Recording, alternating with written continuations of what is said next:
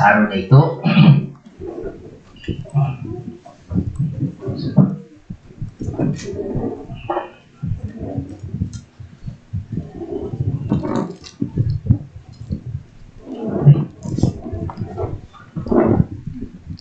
Magandang araw muli sa ating lahat. At ngayon po ay pasisimulan natin ang panibagong paksa na may pamagat na The Suffering Jesus, Our Substitute and Shepherd. Ito ay patuloy na paksaan natin sa pag-aaral ng salita ng Diyos sa 1 Peter chapter 2. Okay? At isa nga po sa mga katangian ng isang healthy church ay nag-aaral o merong expository preaching. Ibig sabihin ay bumabalik tayo mismo sa Biblia at pinakikinggan natin kung ano ang sinasabi ng Diyos. Actually, ito yung 1 Peter ay sulat niya sa mga mananampalataya na nagsasuffer o pinapersecute kung saan sila nakarating, di ba? Tawag nga sa kanila yung mga alien, saan sila nakarating, iba't ibang dako. At ngayon ay titingnan natin kung ano yung mga pahayag ni Pedro sa kanila. At mangyari po na tayo minsan pa ay tumayo at ating pong basahin ang ng sabay-sabay ang sinasabi sa 1 Peter chapter 24 chapter 2 verse 24 to 25. Tayo pong lahat sa kanyang pagkamatay sa krus, pinasan niya ang bigat ng ating mga kasalanan upang tayo mamatay na sa kasalanan at muli mamuhay ayon sa kalooban ng Diyos.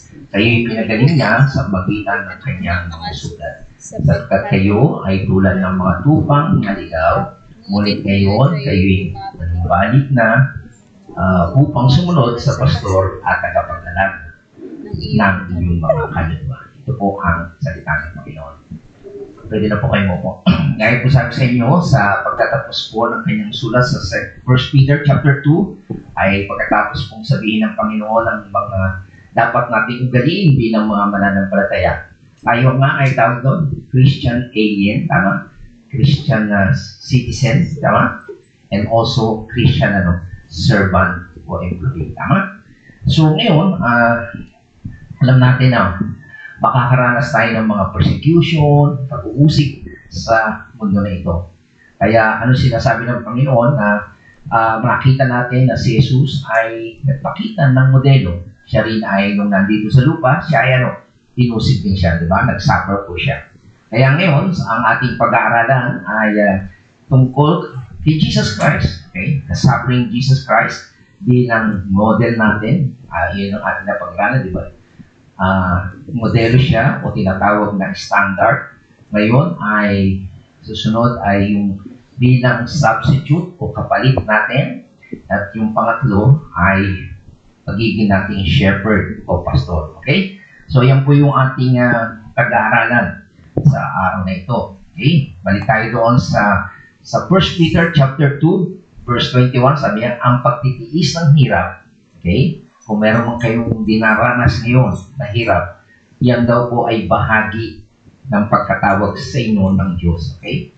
So, hindi po pag tayo naging Kristiyano, ay magiging better process, walang problema. Kaya mali po yung mga sinasabi ng iba, mga prosperity, na wala ka na magiging problema. Mali po yun. Kasi, pag umalis ka na sa area ni Satanas, kalaban mo na si Satanas, kaya uusigin ka na niya. Tama? Kaya, sabi nito, ay bahagi po ng pagkatawag sa atin ng Diyos ay yung magtiis. Bakit? Kasi binigyan tayo ng si Kristo ay nagtiis para sa inyo. Bakit? Binigyan niya tayo ng isang halimbawa na dapat tularan. Okay? So kung paano si Jesus Christ nag-suffer, okay? Para sa atin, din tayo ay magsasuffer. Kaya ito yung mga alagad ng mamatay si Jesus Christ, talagang inusig sila, di ba? So, yun po ang makikita natin na ating tatalakayin ngayon na si Jesus Christ ay nag-suffer sa cross, di ba? Para bigyan tayo ng halimbawa kung paano tayo magsasuffer patiently, titis tayo, enduringly, in the midst of unjust treatment. So, nung aking pinag-aaralan ko sa aking buhay sa pandami, kahit sa trabaho, sa sa secular world, even sa loob ng church, iba-iba. Talagang marami kang maiinggit sa iyo, sisiraan ka, di ba? So ito yung mga unjust treatment. Gumagawa ka ng mabuti, hindi gumagawa ka ng masama, pinarurusa ka, iba yun. Di ba?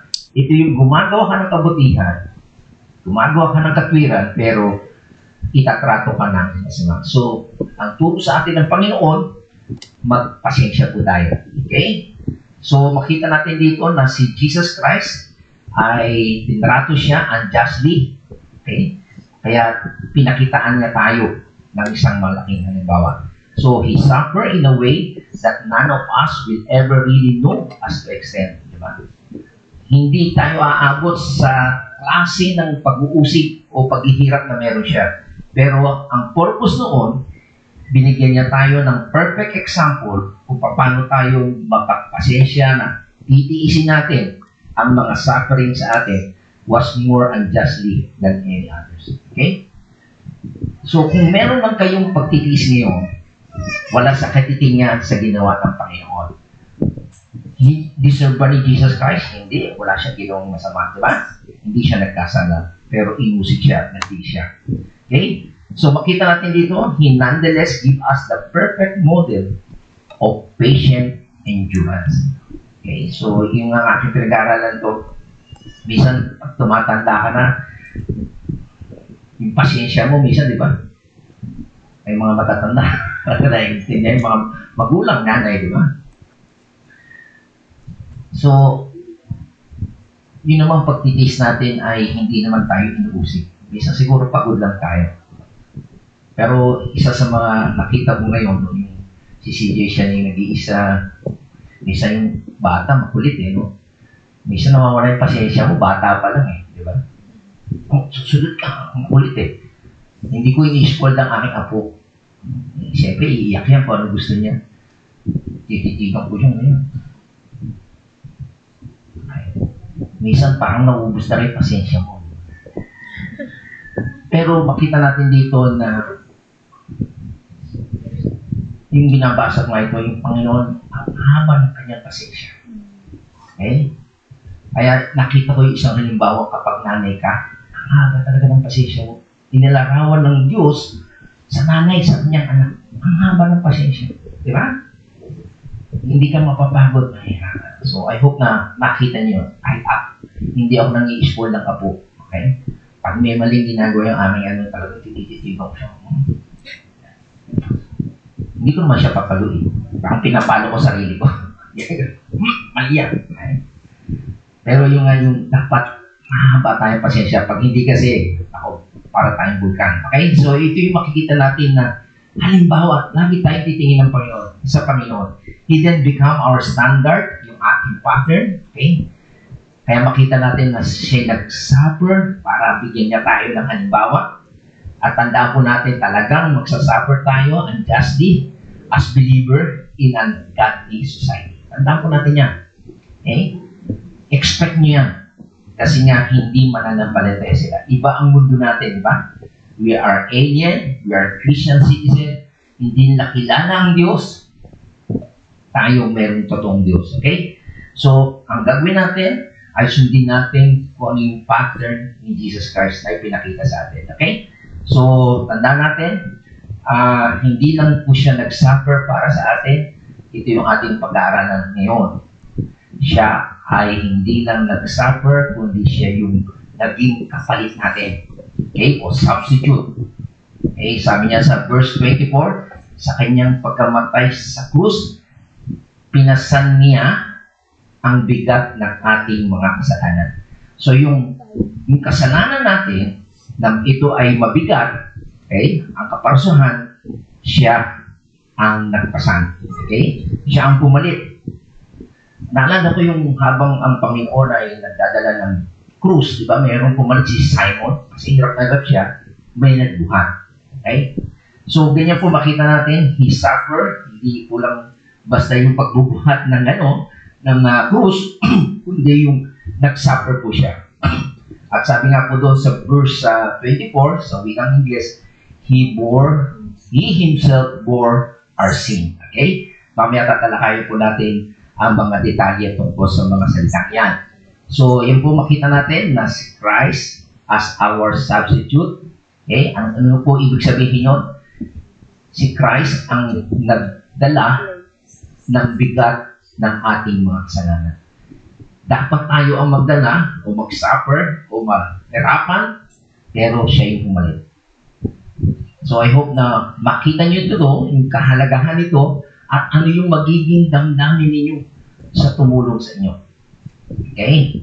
At ang nasa isip po ni Pedro ay walang iba kundi ang sinasabi sa Isaiah chapter 53, verse 4, 5, and 7. Ito po yung nasa isip ni Pedro nung kanyang sabihin ito. Sabi niya, tunay ngang inalis niya ang ating mga kahinaan, pinagaling niya ang ating mga karamdaman, subalit inakala natin ito'y parusa ng Diyos sa Kanya. Kala natin, no? Kala ng mga tao, pinarusahan ng Diyos si Jesus Christ. Ito yung prophecy ni Isaiah.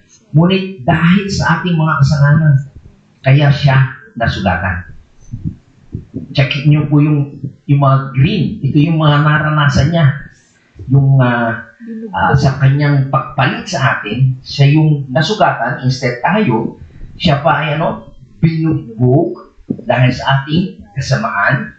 Tayo ay gumaling sa mga pahirap na dinanas niya, sa mga hampas na kanyang tinanggap. Ganyan, So, lahat po ng naka-color green, dapat tayo ang makaranas yan Pero siya ang pumalit para sa atin. At tingnan natin ano yung naging epekto. Sabi sa verse 11, pagkatapos ng mahabang pagdurusa ni Jesus Christ, muli siyang lalasap ng ligaya. Malalaman niyang hindi nawalan ng kabuluhan ang kanyang pagtitiis. Napakaganda. Sa kabila ng pagtitiis ng Panginoon, malalaman niya na hindi nawalan kabuluhan. Okay? At ang tapat kong lingkod na lubos kong kinalulugdan, ang siyang tatanggap ng parusa. Okay, kita niya? Tatanggap siya ng parusa ng marami at alang-alang sa kanyang sila'y aking papatawarin. So yun po makikita nating resulta. Mapapatawad ng Diyos ang mga makasalanan dahil sa ginawa ni Jesus Christ. Okay? So tanda po natin, ito po yung pinaka-sentro o heart ng Christian gospel. The doctrine of substitution. Napakahalaga po nito. Okay?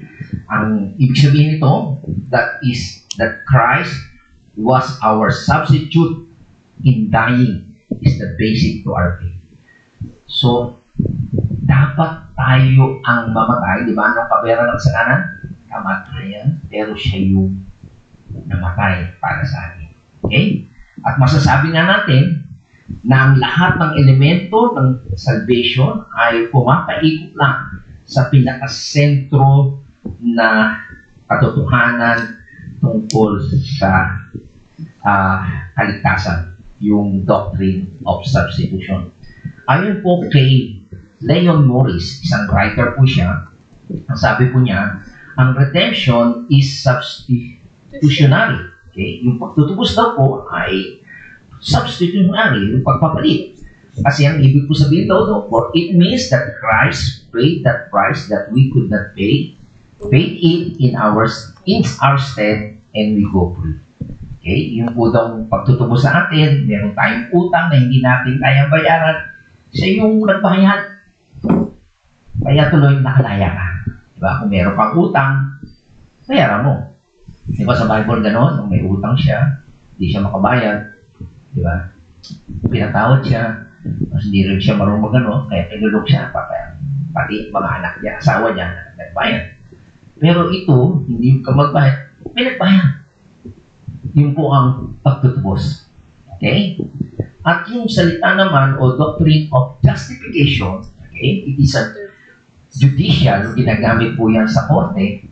Ang sinasabi po ng justification interprets our salvation judicially.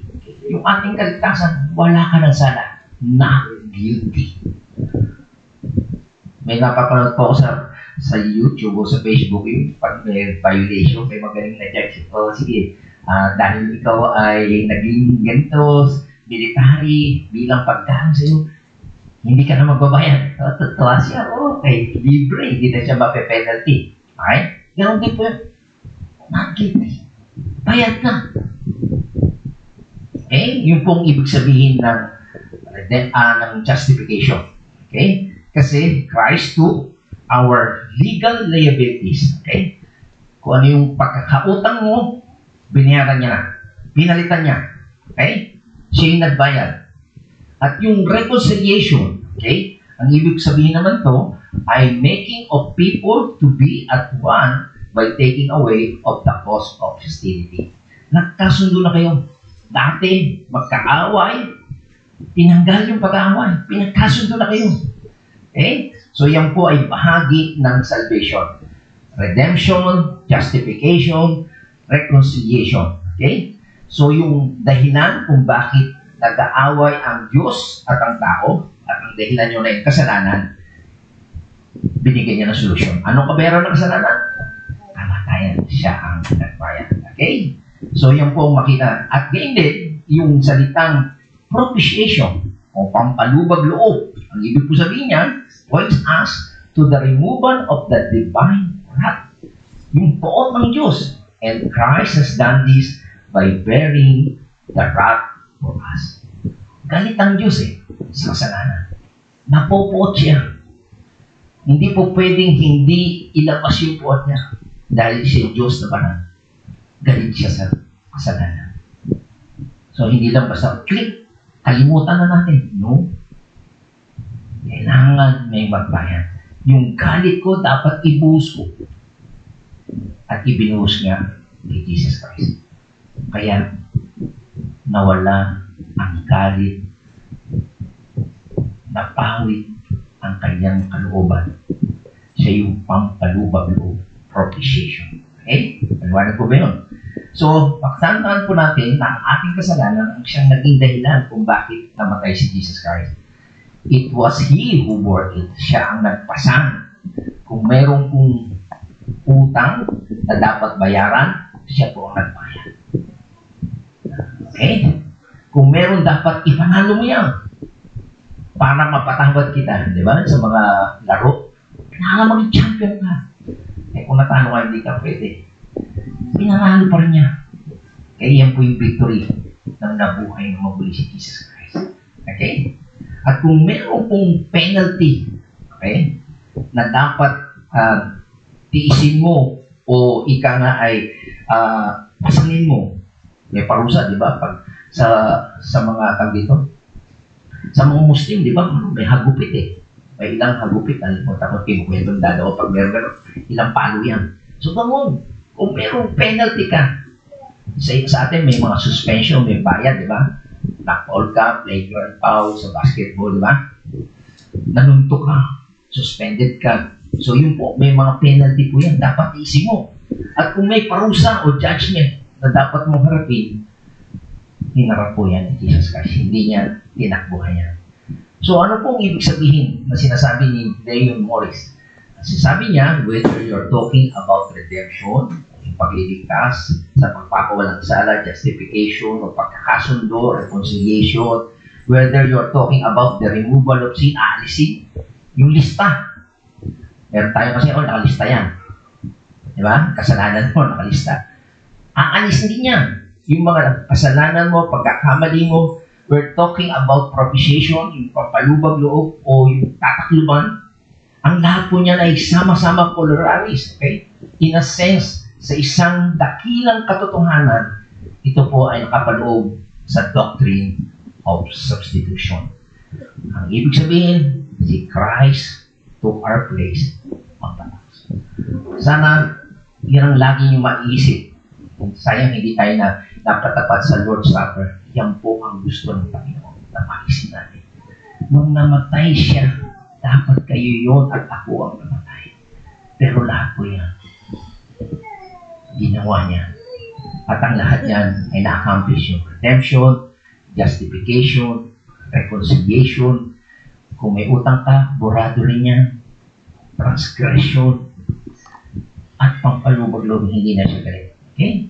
Ang lahat po niyan ay nakapaloob sa doctrine of substitution. Siya, ang sabi ni Paul, si Kristo ang ating substitute. Okay? Hindi lang po si Peter. At yan po yung sinabi niya sa 2 Corinthians chapter 5, verse 21. It is a substitution. Sabi niya, yaong hindi nakakilala ng kasalanan ay kanyang inaring may sala dahil sa atin, upang tayo maging sa kanya'y katuwiran ng Diyos. Si Jesus Christ daw, na hindi nagkasala, sa wikang Ingles made Him to be sin for us. Naging makasalanan. Para kanino? Para sa atin. Nag-substitute. Hindi siya makasalanan.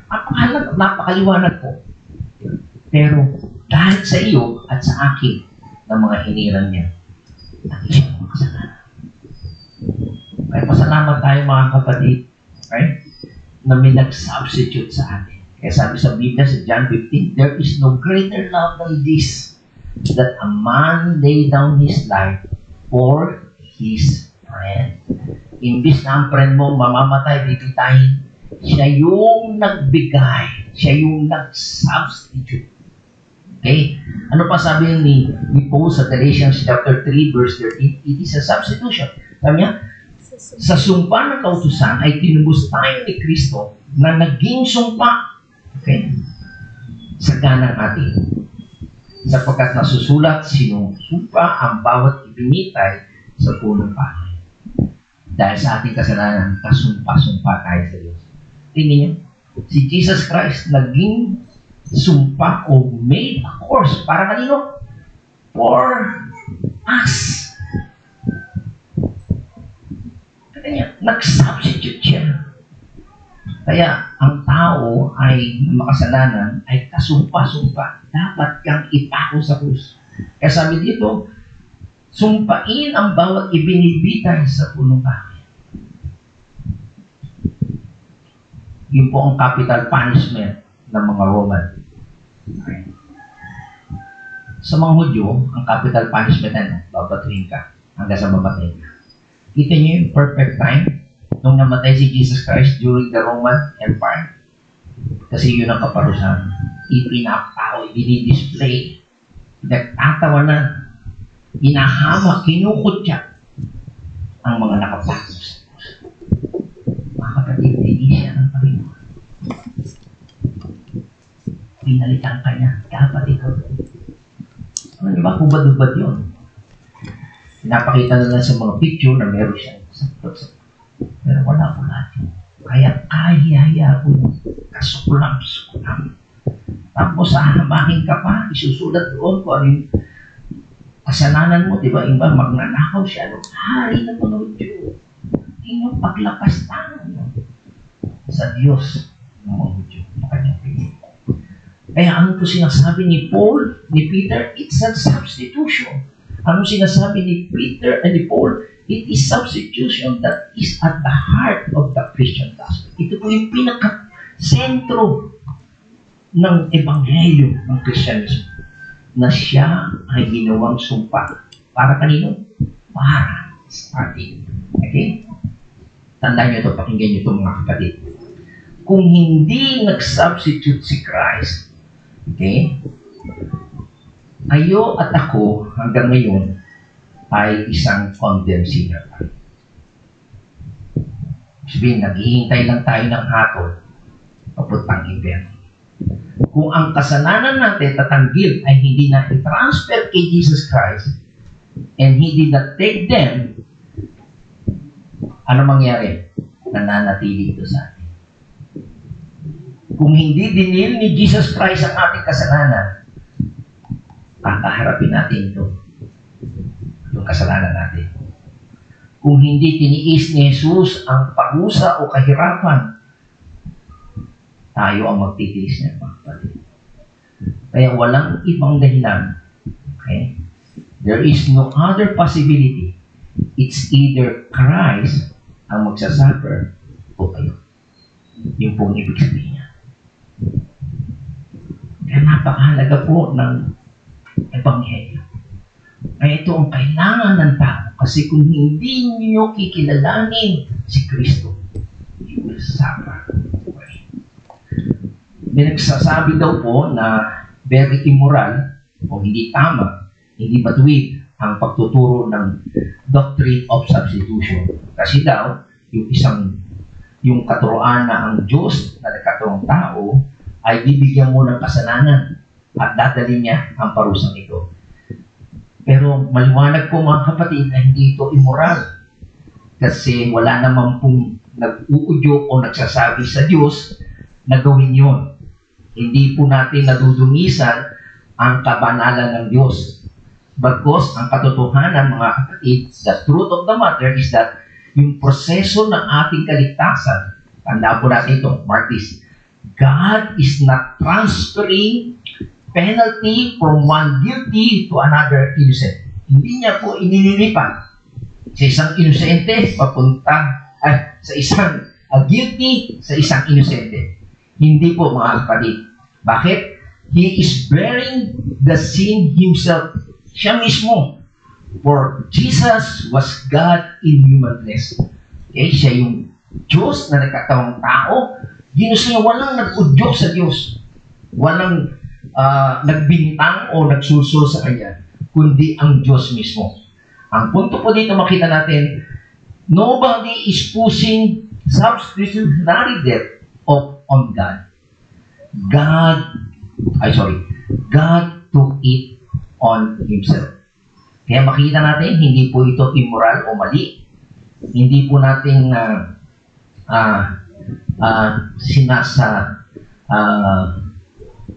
minumura o winawalang halaga ang kabanalan ng Diyos nung sabihin natin dinala ng Diyos ang kasalanan. Okay? Kundi sa magitan ng kanyang kalooban, ginawa niya po ito. Yung punishment, yung parusa, okay? Ginusto niya yan. At siya ay naging biktima sa ating mga kasalanan. So, tanda po natin mga kapatid, the bottom line, okay, punot-dulo po nito, it's either Christ took my sin and bore them, or I did.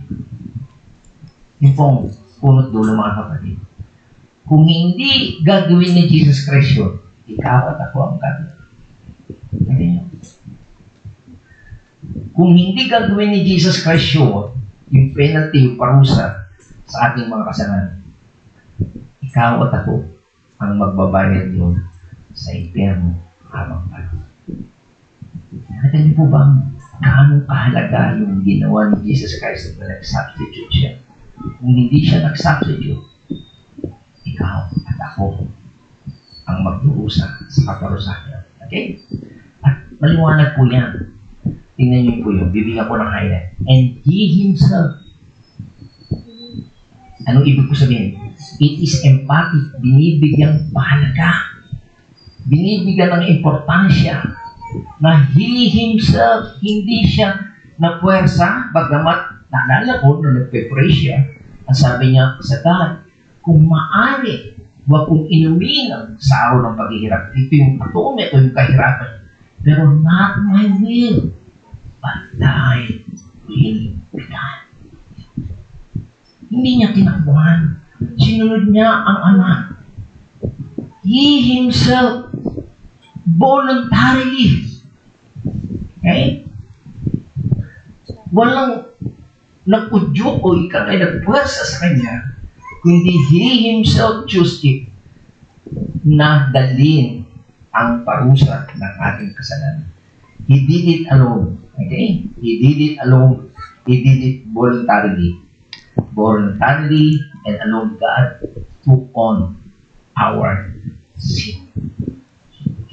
I hope na makita niyo yung salitang He Himself bore our sin. Pinili niya. Okay? At ang sabi ni John, sabi niya si John the Baptist, sabi niya sa John 1:29, siya naparito to save His people from their sin. Sabi niya, kinabukasan nakita ni Juan na si Jesus ay lumapit sa kanya.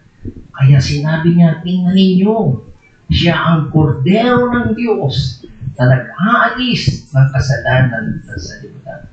Si John the Baptist po ang last prophet of the Old Testament na magpapakilala sa Messiah. Ito na, si Jesus Christ.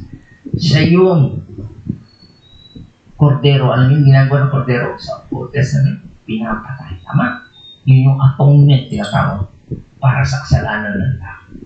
Yun ay symbolically. Kasi merong darating na kordero mismo, yung Messiah. At yun nga, si Jesus Christ. Voluntary. Yun ang kanyang layunin kung bakit siya naparito sa mundo nito. Para mamatay at mag-alis ng kasalanan ng sanlibutan. Maliwanag po ba? He himself, voluntary niya. Okay? Ang sabi ng iba, si Jesus daw ay isang martir. Okay, ano yung ginagawa ng martir? Yung namamatay para sa ibang tao for a cause, di ba? Nagigituloy siyang superstar yung pagkakilala ng iba. Okay? Pero tandaan po natin, ang isang martir can be an example of suffering. Pero a martyr cannot be a substitute. Ganyan niyo po ba? Pwede kang mamatay. Sino yung martyr? Si Rizal, tama? Namatay siya para sa ating bayan. Okay? Good example, tama? Pero yung kamatayan ni Rizal, hindi makakabayad ng ating kasalanan. Tama po ba? Kaya ang martyr cannot take away my sin by the sacrifice of himself. Maliwanag po ba? Kaya si Jesus Christ lamang po ang hindi siya martyr, kundi siya yung substitute talaga. Yung kasalanan mo na dapat parusahan, pahirapan, siya ang naghirap. Okay? Tingnan nyo sa 1 Peter chapter 3 verse 18. For Christ also died for sin once for all. Isang beses lang, ha? O, sa Katoliko kasi, lagi siyang namamatay at nabubuhay, taon-taon pa nga. Diba? Pero sabi niya, for Christ also died for sin once, minsan for all. Para saan? The just for the unjust. Okay? Siya yung matuwid para sa hindi matuwid, kaya siya naman substitute, ha? So that He might bring us to God, having been put to death in the flesh, but made alive in the Spirit. So maliwanag po siya, si Jesus Christ, siya yung matuwid, namatay as a substitute for us na hindi matuwid. He took our place. Maliwanag po ba? Hindi siya martir. Na magsaset lang siya ng example. Kasi ang martir, hindi siya pwedeng magpatawad ng inyong kasalanan. Pero si Jesus Christ, pwede. Siya yung nagbayad ng inyong kasalanan. At tingnan natin sa, balik ulit tayo, susunod, He Himself, po naman tayo sa salitang bore our sin. Okay, ano po ba ibig sabihin niya? The verb, okay? The action word na verb, bore means to carry a massive, heavy weight. And exactly what sin was. A heavy weight that Jesus bore for us. So yung pinasandaw ni Jesus ay talagang mabigat. Hindi lang magaang na kasalanan, kundi mabigat na kasalanan. Okay? So yan po ang makita natin at para daw po yung malaman yan na sabi niya si Jesus took the heavy weight of our sin. Paano nyo malalaman ang bigat? Tingnan nyo. Sa Romans chapter 8, sabi niya, for we know that the whole creation groans and suffers the pain of childbirth together until now. Sa Tagalog sabi niya, alam natin hanggang ngayon, dumaraing ang sanlilikha dahil sa matinding hirap na tulad ng isang nanganganak. So, lahat daw po ng creation, okay? Akala nyo ba ang tao lamang ang nahihirapan? Ang lahat ng nilikha, maging ang nature. Kaya makikita nyo yung climate change. Kanina na ano yung nangyari sa Texas na matinding baha, matinding ulan at bumaha, may namatay na mga nagka-camping pa naman na Christian girls. Okay? So, makikita natin yung nangyayari ngayon sa kalikasan.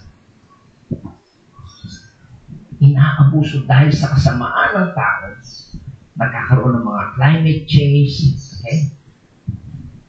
So, yan po ang bigat na nangyayari dahil ng ating kasalanan. Ganyan? So, tingnan natin kung anong ibig nga ba sabihin ng bore our sin specifically. At ito po ay makikita nga natin sa isang beses lang po ginamit ang Greek na term na ito sa Hebrews. Sabi niya, gayon din naman si Kristo yung minsan inihandog upang pauwiin ang ating mga kasalanan ng mga tao. Siya ay muling darating, hindi upang muling ihandog dahil sa kasalanan, kundi upang iligtas ang mga naghihintay sa Kanya. So, dito makita natin sa New Testament, isang beses ginamit ulit yung bear the sins of many, pero ito ay mas familiar ito sa Old Testament. Medyo bibilisan natin, ito yung pangyayari na si Moses, sinugo niya ang mga espiya. Merong ilang spy? O alam niyo, mga teacher, ilan? 12. Okay? So, nagsugo sila ng espiya sa Canaan. Si Osias, na anak ni Nun, na tinatawag din si Joshua. So, dalawa yung positibong nag-report, si Joshua and Caleb. Tingnan ko lang. Kaya bago lumakad ang espiya, ano binili ni Moses? Sa never kayo dumaan, saka na magtuloy sa paburulan. Sabi niya, pag-aralan niyong mabuti ang lupain. Sabihin niyo yung pangako ng Diyos. Tingnan niyo kung malalakas o mahihina ang mga tao. Kung marami ang o kaunti. So yung tao, tingnan niyo.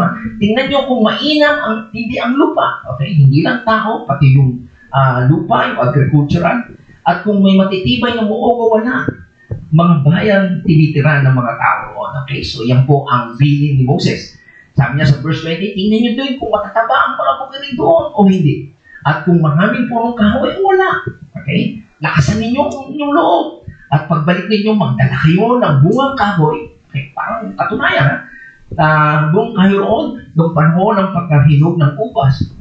Ubas noong panahon ng ubas. Sabi sa verse 21, pagdating sa Canaan, tinignan ng mga espiya ang lupain mula sa ilan ng Sin hanggang sa Rebo at malapit sa Pasong Hamat. Tingnan natin, Sa verse 23, pagdating nila sa kapatagan ng Eshcol, kumuha sila ng isang buwig ng ubas na pinasan ng 2 tao. Kita niya, ang buwig ng ubas kaya ng 2 daliri. Pero ito, 2 tao. Gano'ng malaki yun? Malaki. Okay? Nanguna sila ng bunga ng punong granada at igos. At ang lugar na yun ay tinatawag nilang Eshcol dahil sa malalaking buwig ng ubas na nakuha nila sa Ghana. And then sa verse 25, sabi niya, ilang araw sila nag-espiya? 40 araw, umuwi na lang ang mga espiya. At humarap kay Moses, ito na. At Aaron ng pangbuong bayan Israel, nagtitipon doon sa Paran, sa Hook ng Kades. Inulat nila ang kanilang nakita at ipinakita ang uwi nilang bungang kahoy. Okay. Ito, ang bungang kahoy, ang ubas. At sabi niya sa verse 27, pinag-aralan namin. Sabi niya, ang lupain at natuklasan namin na ito'y mayaman, masagana sa lahat ng bagay. Katunayan ang bungang kahoy na kinuha natin dito. Ito proof. Di ba? To see is to believe. Di ba? Pero ito nakakalungkot sa verse 28. May good news, may bad news. Sabi niya, ngunit malalakas ang mga taga-roon. Malalaki ang lungsod at matitibay ang mga pader. Bukod dito, naroon din ang mga lahi ng higante. Nalimutan nila yung paano kasama nila ang Diyos, di ba? Tama? Mas makapangyarihan ng Ehipsyo, di ba? Napabuwag nila ang wall of Jericho. Nalimutan na. Okay? Tama, sakop ng mga Amerika ng Negev ang kaburulan na tinitira namin ng mga Heteo, Jebuseo at Amoreo. Ang mga kanila naman ang nasa baybayin ng dagat at tabi ng mga ilog. Pero ito naman isang magandang mag-report si Caleb at saka si Joshua. Hindi nakakagulo na ang tao. Pagkatapos lang makita ng malaking ubas, sabi sa kanan, tapos biglang positibo, biglang negatibo. Kagulo na ako. Diba?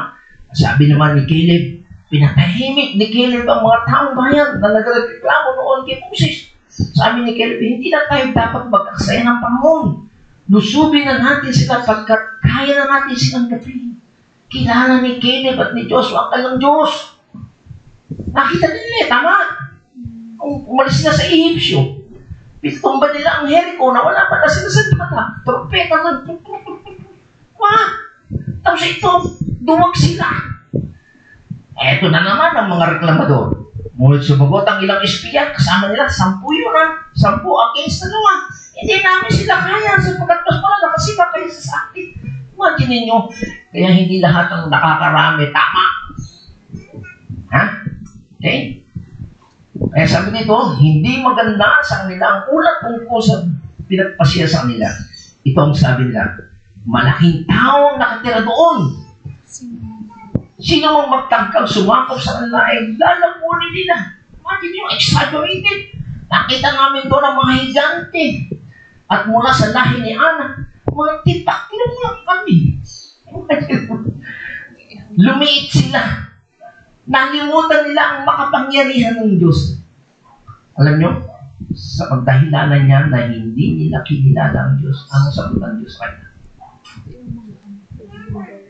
At ang inyong mga anak ay magiging galak sa ilang na 40 taon at kanilang tataglayin ang inyong pakikiapid. Okay? Sapagkat kinalimutan nila ang Diyos, nagtaksi sila. Kaya ang tawag doon pakikip hanggang sa inyong mga bangkay ay matunaw sa ilang. 40 years dahil doon sa bad report na yun. Okay? At ano pa sabi sa verse 34? Ayon sa bilang ng mga araw na iyon, ilang araw sila nagtitip? 40 araw. Pero ang parusa sa kanila ay 40 taon sa bawat araw. Tinumbasan ng isang taon. Okay? Yan pong makikita natin na 40 days for a year shall ye bear your iniquities.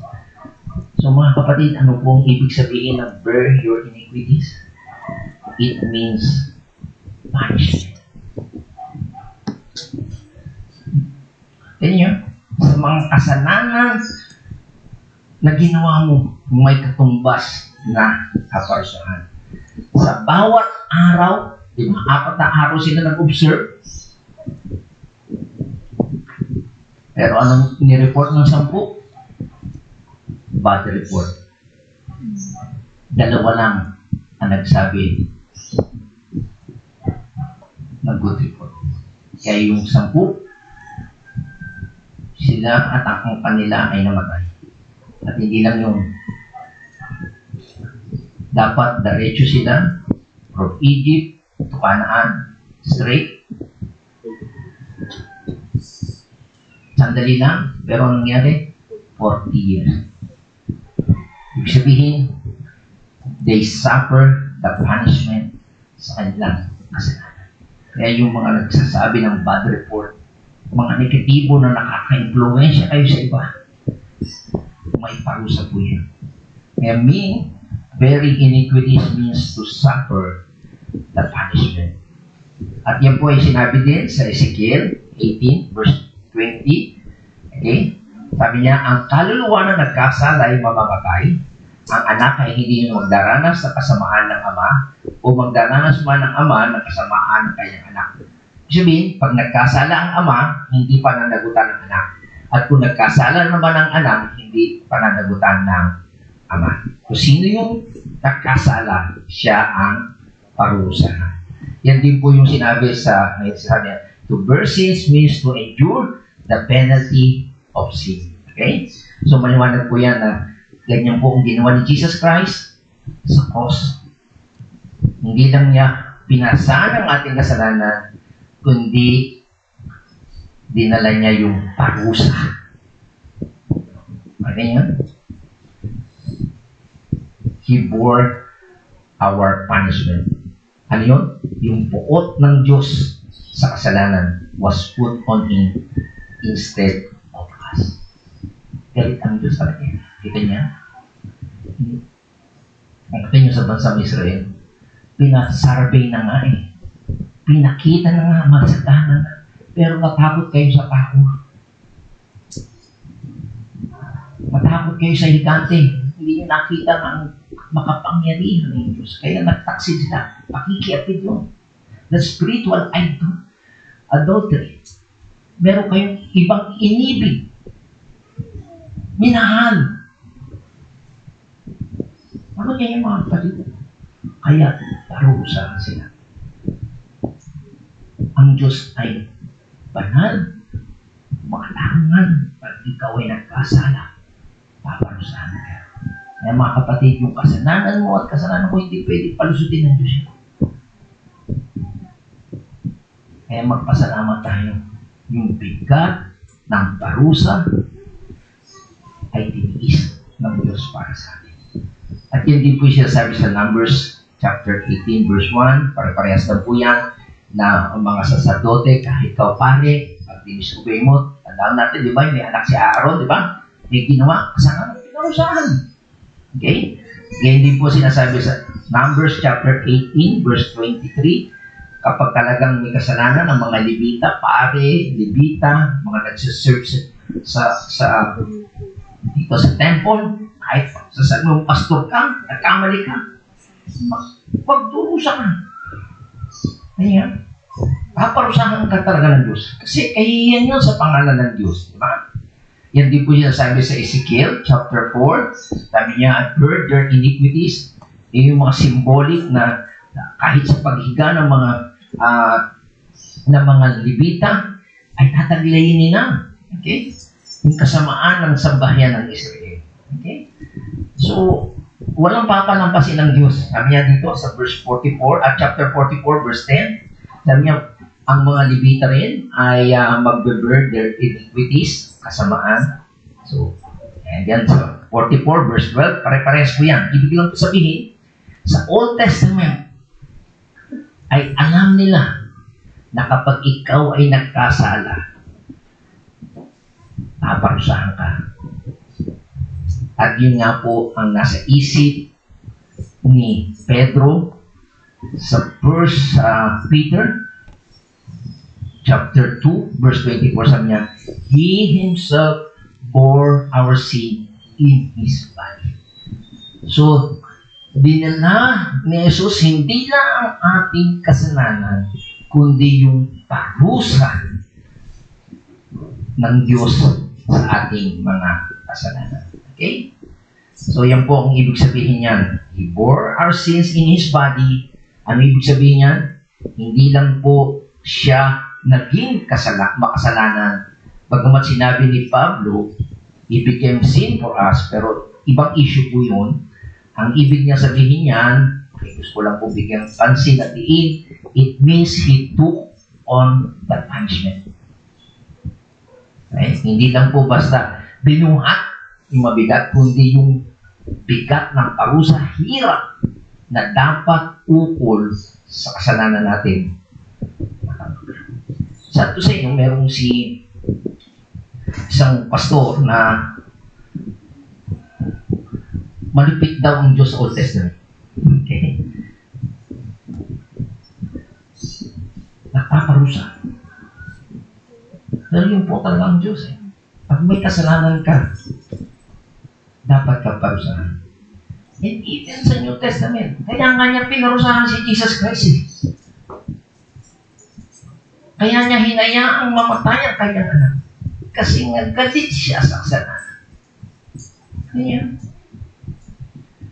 Kaya ang ginawa ni Jesus Christ, tiniis niya ang kabayaran. And it was not just physical na nakamatayan. Di ba ang kabayaran ng kasalanan?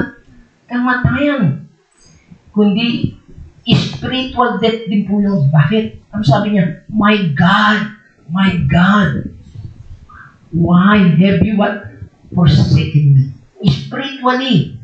Kaya tayo, ngayon pa lamang, habang nabubuhay, bagamat hindi pa tayo physically napatay, pero dahil sa ating kasalanan, malayo na tayo sa Diyos. Yan ang nangyari kay Jesus Christ. Wala siyang kasalanan, malapit siya sa Diyos. Pero taglay niya yung kasalanan natin. Ang sabi niya, my God, why have you forsaken me? Yung napalayo siya sa Ama. Kaya hindi lang po ito physical death. It is a cry for a spiritual death. Ang spiritual death means separation from God. Di ba na po? Maliwanag po mga kapatid na yung ating kasalanan ay napapunta sa Kanya. Okay? He carried it sa Kanyang katawan. Hindi lang po dinala niya yung ating kasalanan sa Kanyang katawan, kundi ang sinasabi ni Pedro po sa atin, He took the punishment. Okay? For that. Bakit? Para mag-satisfy ang isang banal na Diyos. Yan pong nalilimutan, hindi po pinapangaral ng iba yan. Ng Diyos ay banal. Kaya yung iba, nalulungkot tayo. Ayaw nila. Gusto nila ang Diyos ay pag-ibig. Pero hindi nakikita, ang Diyos ay banal. Galit siya sa kasalanan. Kaya, pinili pa niya ang kanyang anak na mag-substitute sa inyo para mawala ang galit niya sa inyo at sa akin.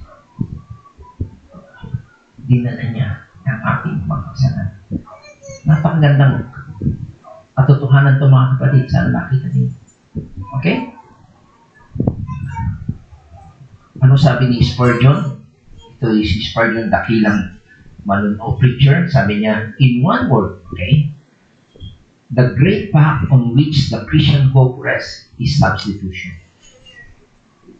The doctrine of substitution. Dito daw nakapaloob ang ating dakilang pag-asa.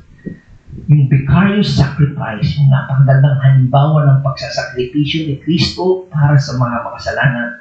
Christ being made sin, naging kasalanan for us. Ano sabi niya? That we might be made righteous of God in Him. Maging tayo matuwid sa harapan ng Diyos. Christ offered up a true, totoo, and proper substitute sacrifice in the place of many as the Father gave Him who are recognized by their trusting in Him. This is the cardinal fact of the gospel. Kita niyo yung napakaganda nga naman ng talagang perfectong pagpapalit niya para sa mga makasalanan na mga elect na pinili ng Diyos. Okay? At doon, para lang natin makilala yung mga pinili ng Diyos, sila yung mga nagtitiwala sa Diyos. Okay? So, ang sinasabi niya, yung atonement, yung substitution is also the atonement, yung pagsasakripisya. Ito yung daw pinakasentro ng Ebanghelyo. At wala na po daw doktrina na talagang nagbibigay ng fire sa kanyang kaluluwa, kundi ang doctrine of substitution. Ito po yung pinaka-soul and essence of the gospel. Okay? So, maliwanag po na talagang napakahalaga ng ginawa ng ating Panginoon kung hindi niya pinalitan tayo, ang puot ng Diyos ay nananatili sa atin. Okay? Jesus Christ is our substitute. He not only becomes sin for us, but He bore the punishment for us.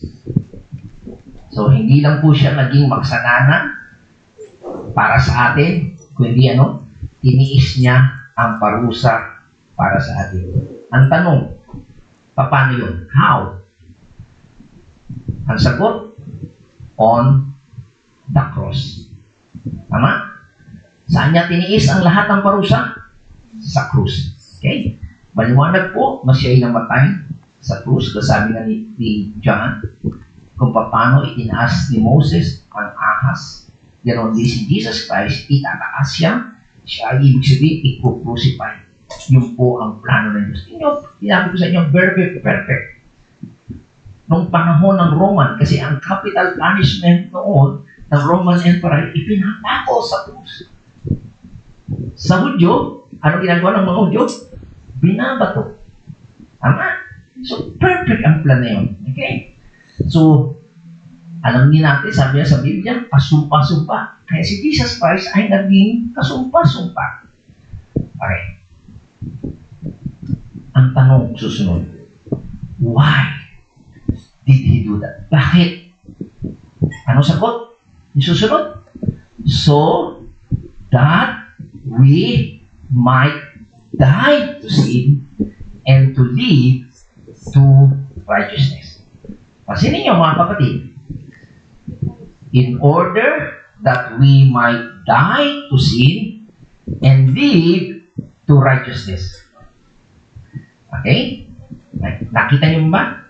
Sinabi ba dyan na He did it that you might go to heaven?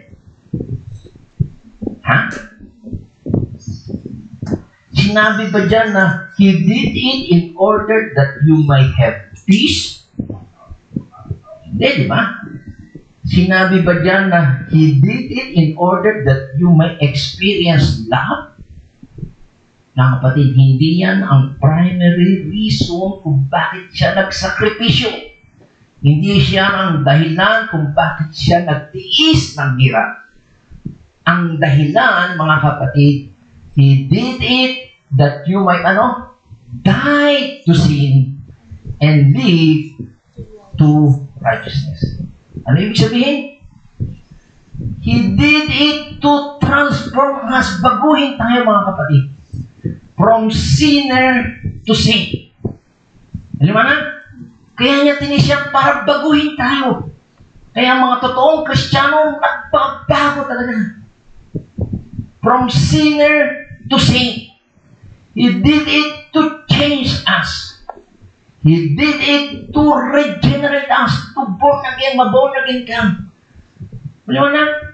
Yan pong ibig sabihin kung bakit niya tiniis ang parusa. In order that we might die to sin and to live to righteousness. Okay? So, ang purpose ng Christ's substitutionary death is not just forgiveness of sin, mapatawad ang iyong kasalanan, hindi lang para alisin ang guilt nyo, not just to change our standing or position from light to darkness, kundi hindi lang din para forensic to o pag-usapan ito o for discussion o i-declare mo na binago na ko, kundi isang totoo. It's a real one. Kasi He took our place in order to transform us that we might die to sin. Yan sinasabi ni Pablo, I'm crucified with Christ. Actual ba yun? Na nakapako si Paul? Hindi naman, di ba? Hindi pa nga siya follower. Tama? Pero yun ang purpose. You might die to sin. Kung dati persecutor siya, ngayon naging preacher siya. Ayan. Ganon din ang gusto ng Panginoon. Ang salita kasing die ay isang unique word in the New Testament. Hindi po siya normal na pamatay. Okay? Ang ibig po sabihin niyan, it is to be away from. Lumayo ka. Mawala na, to be missing. To depart, lumayo ka. And to cease existing. Kung dati kang lasinggero, babaero, sugarol, adik, wala na. Titigil yan. Maliwanag yun. Mamamatay ka sa kasalanan mo. Kung yung dati nag-e-enjoy ka, kaya yung iba, sabi niya na yayakagin mo sa church, ayaw nila, bakit? Kasi gusto nila ang kanyang kasalanan. Kasi kapag na-born again sila, pag nakilala nila si Kristo, aalisin nila yung aayawan na nila. Tama po ba? Kaya huwag kayong magtaka kapag may niyayaan kayo, ayaw sumama sa inyo, ayaw po nila, nag-e-enjoy sila sa kasalanan. Maliwanag po ba? Kasi kapag ikaw ay talagang na-born again ng Panginoon, nakilala mo siya, sinampalatayanan mo siya, nakita mo yung bakit siya naghirap, mga kapatid, bakit siya namatay. Wow, ako pala dapat yun. Mababago talaga takbo mo ng buhay. Natindihan niyo po ba? pangkaraniwang gamit ng salitang kamatayan sa Greek ay separation. Again, when we say is the purpose of substitutionary work of Christ is that we might depart from sin. Kaya siya namatay para ikaw at ako yung ngayon nasa mahal nating kasalanan. Okay? That's what it's saying. Yun siya sabi po, that we might depart from sin and that we might live to righteousness. Kung dati ito yung masama ka po sa kalka, kagaya ni Saulo, na naging Pablo, dati persecutor ka, hinuusik mo ang pagsunod ni Kristo, napako ka na. Mamumuhay ka na sa katwiran. That we may have enter a new life pattern. Ito ang dahilan kung bakit huwag kayong magtaka kapag meron kayo niyayaka at ayaw, ha? Ayaw pa kasi nilang iwan mo. Pero once na nakita nila, kasi kapag hindi sila pinalitan ni Jesus, pupunta na sila sa impyerno. Hindi pa na nakita, nag-i-enjoy pa sila, bulag pa sila. Pero ito po yung sinasabi ni Pablo sa Romans chapter 6 verse 4, sabi na tayo ngayon mga nangalibing nakasama ng kalakip niya sa magitan ng bautismo ng kasamatayan. Na kung paano si Kristo ay nabuhay na maguli sa mga patay sa magitan ng kaluwalhatian ng Ama, ay gayon din naman tayo makakapaglakad sa panibagong buhay. So katulad din po kung paano namatay si Jesus at binayaran ng ating kasalanan, tayo din ay mamamatay. Bakit? Kung paano rin nabuhay na maguli ang Panginoon, bibigyan na rin tayo ng klase ng bagong pamumuhay. Okay? So we have been crucified with Christ, kaya po tayo namatay at binayaran yung ating penalty. So pwede na po tayong makalakad ng bago. Kaya ano po sinasabi ni Paul? Paul talks about that when he talks about living accordance to the new life. Yan pong ibig sabihin. Pero si Peter, ang ginamit niya pong word ay to depart from. Okay? So si Pablo, ginamit niya, pag namatay ka, at nabuhay na maguli, may bago ng pattern. Si Pedro, ang ginamit niya, depart o mamatay sa kasalanan. So, beloved, maganda po natin, Christ died for you and me in order that we might depart from sin. Okay? Pamatayin tayo sa kasalanan ko. Ang kasalanan natin kung hindi pa tayo mananampalataya, hindi pa tayo totoong believer, wala na yan. Pag sinabing patay ba, masarap pa ba yun? Kaakit-akit pa ba yun? Pagpatay na, hindi na. So, anong dapat ang gagawin mo na? To live and righteous. To change your life pattern. Dati, gusto mo inom, drugs, party, gala. Iba na. Ang priority mo na. Yung mamuhay ka ng matuwid sa harapan ng Panginoon. Ang gusto ng Panginoon ay mabago ka, ma-convert ka, ma-regenerate ka.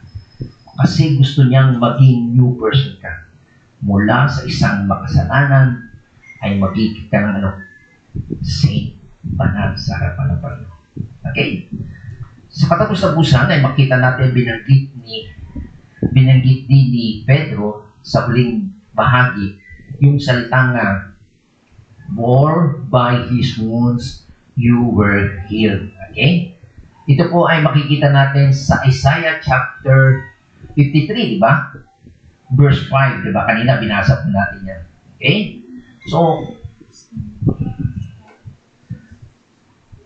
by His wound, you were healed. Ano po yung wounds na yan? Ito po yung mga scars, yung mga, mas Tagalog scars, yung mga peklak ba yun, no? Na galing sa pagbububog sa kanya. Ito ay mga pasa. Ito yung yung welt ay heavy blue, suntok, di ba? Naalala nyo, mayroong sinabi sa Biblia, piniringan siya, sinuntok siya, tapos wala mo kung sino sumuntok sa'yo. Nahirapan ka na, gaganunin ka pa. Di ba, pang-insulto yun? Yan po ay kasama. At yung mga sugat, ano yung panghaglit sa kanila, hindi lang po basta laki ko. Merong kawit yun na pag gumano sa iyo, tanggal ang balat mo. Bakit mo yan? So, mga kapatid, ang sabi niya, by His scars, sa mga pekla, sa mga hirap, ang lahat ng pagtitiis na tiniis ng ating Diyos na kaparusahan ay mayroon po tayong kagalingan. At mga kapatid, sa katotohanan ito ay masasabi natin na katotohanan na even yung paghaplit sa ating Panginoon sa pagbubugbog o paglatigo, paghampas sa kanyang mga likod, ay bahagi ito ng parusa ng Diyos na kanyang tiniis dahil sa kasalanan natin, mga kapatid. At ito po ay nagdulot sa atin ng spiritual healing. Maliwanag po yun, ha? Hindi po ito physical healing. Nung araw yun din ang aking pagkaintindi dito. Physical healing, no. Ang tinutukoy po rito, primarily, he is talking about the spiritual healing. Bakit? He is talking about transformation from death to life, from sin to righteousness. That's spiritual, mga kapatid. That's not physical. Okay? He took our place to make that a reality, katotohanan. Okay? Pero, meron nagsasabi nga, at hindi ng aking pagkaintindi ng araw, na sinasabi lang ni they claim healing sa atonement. Okay? Maliwanag po na meron naman talaga na healing in atonement.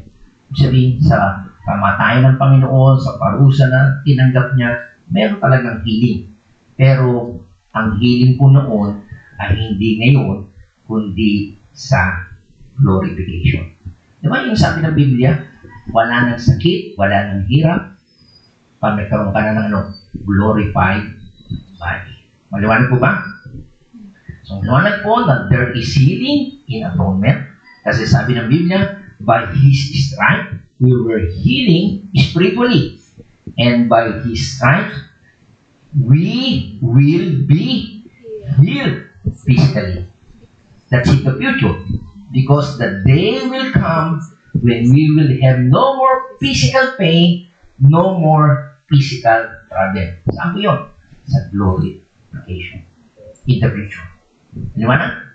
Kaya lang, inaabuso nila itong talata na ito na sinasabi dito sa Matthew chapter 8, verse 16. Sabi yan, nang kinahaponan ay dinala nila sa kanila ang maraming inaalihan ng demonyo at pinalayas niya sa isang salita ang masasamang espiritu at pinagaling ang lahat ng mga may sakit. Sabi ng iba, dahil sa mga Pentecost, nakita nyo, nagpapagaling ang Panginoon ng may sakit. Kung totoo yun, kaya niyang pagaling. Pero yung po ay pinapakita niya na mangyayari in the future. There is physical healing in atonement promise. May pangako, pero not yet realized. Okay? Pakinggan nyo ito, mga kapatid. Kung meron daw pong physical healing in atonement given now, ngayon ha, wala raw pong Kristiyano na magkakaroon ng sakit. Totoo ba yun na hindi kayo nakakasakit? At walang Kristiyanong mamamatay. Totoo ba yun? Hindi. Okay. Obvious, di ba? Ang healing na tinutukoy dito ay yung future. Okay? Kasi kung merong healing sa atonement ngayon, wala nang magkakasakit. Wala nang mamamatay na Kristiyano. Pero maliwanag na may pangako ang Diyos. There are no more death, no more physical pain in glorification. He promised, He did physical healing in atonement in the future. In the future. Maliwanag? Kaya mahalaga po ang mga kapatid magkaroon tayo ng relasyon sa Diyos. Kaya yung sakit-sakit natin, huwag natin alalahanin yung part na ng ating lupang katawan parusa dahil sa ating kasalanan. Pero mahalaga yung pag nakasama natin ng Panginoon dahil maliwanag na pinatawad na tayo ng Diyos. Na wala na yung galit ng Diyos, makakasama natin siya sa kaluwalhatian. Kaya mga kapatid, sana isipin natin, siya yung nag-suffer. Okay? He suffered as our standard. Pakitaan tayo. to show us a pattern of virtuous suffering in the midst of unjust treatment, and He suffered as our substitute. That is so basic, He took our place. So kung meron man kayong suffering ngayon, tingnan nyo lang yung sinabi ni Jesus Christ. Nangyari sa kanya. Wala sa katipin niya, mga kapatid. Magtiis ka lang. Kaya sabi ng Panginoon, you are alien. Hindi dito talaga. Kung merong naiinggit sa iyo, sinasapawang ka sa mga meron ka ngayon, siyempre sisiraan ka nila, di ba? Kung isipin niya, iba ang mundo natin. Okay? Ang Panginoon, nag-suffer din siya. Katiting lang naman yung ating suffering. Pero ang mahalaga makita natin, hindi lang basta siya nag-suffer para pakitaan ka ng halimbawa para magpasensya ka, kundi nag-suffer siya. Isipin mo, nag-substitute ka sa iyo. Kaya kung mamamatay ka, hindi mo na pagpapayaran ang iyong kasalanan sa impyerno. Kasi pinayaran na ng Diyos. He took our place. Ay mga kapatid, itong pag-isipin natin. Hindi lubos nating maisip. Okay? Yung mahal, lovely Son of God, mahal siya ng Diyos. Siya ay pure, untouched by sin, wala siyang kasalanan. Hindi siya nadudungisan. At all would take upon Himself. Pero itong si Jesus na ito, not only our sin, but our punishment and duty.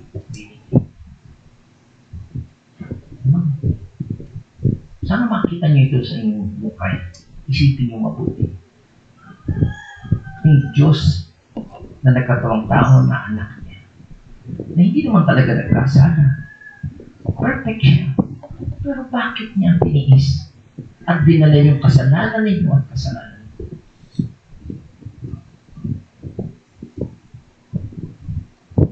Ganyan, kabuti ang Diyos sa amin. Sana itong maging dahilan kung bakit mo siya sasampayin. Kasi kung hindi niya pinalitan ng buhay niyo at yung parusa, pag namatay tayo, paghihirapan natin yan sa impyerno. I hope na ito'y laging isa-isip natin. When we come to church is to worship God. Makakita ng Diyos. Deserve ba ng Diyos yun? Nasabihin nyo, unfair ang Diyos.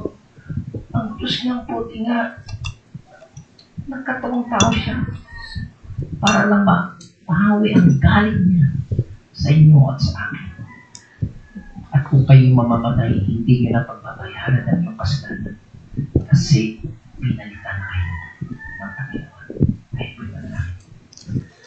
Napakadakilang Diyos at kamang-kamang na ang iyong habag at ama sa aming mga kasalanan. Ikaw ay isang Diyos na banal na namumuhit sa kasalanan. Ngunit salamat sa iyong habag at awa at pagmamahal na ikaw ay nagkatuwang tao. Dinala mo ang iyong kaisa-isang anak at willing siyang palitan kami at parusahan para lang kami maiharap mo na banal at matuwid sa iyong harapan. Sa diwang ito at sa katotohanan ito, Panginoon, ay aming inilalapit at sinusuko ang aming buhay sa iyong Diyos. Napatawarin mo kami sa aming mga maling at dikhain o panukala at paniniwala. Nakaya ka namin palitan at kagaya ng basang Israel na nung una, nalimutan ka na ikaw ay makapangyarihang Diyos. Natakot sila sa mga tao. Hindi na nakita ang iyong kadakilan. Hindi ng maraming tao sa ngayon. Mag-aadikha sila ng mga relihiyon pamamaraan para sila maligtas. Ngunit ang lahat ng ito ay hindi karapat-dapat at nasusuklan ka, Panginoon. Ang tanging kalugod-lugod lamang sa iyo ay yung andog ng iyong buktong na anak na walang iba kundi ang aming Panginoon sa Kristo. Sapagkat siya'y walang kasalanan, ngunit itinuring makasalanan para bayaran palitan ang aming makasalanang buhay at mamatay siya at mabuhay na muli. At din kami ay bigyan ng bagong buhay. Panginoon, maraming po salamat. Tanggapin mo po ang aming buhay na ito na aming handog sa iyo at gamitin mo kami at baguhin ayon sa iyong kalooban. Ito po ang aming dalangin. Salamat sa pangalan ng aming Panginoong Hesus. Amen. Amen. Purihin po natin.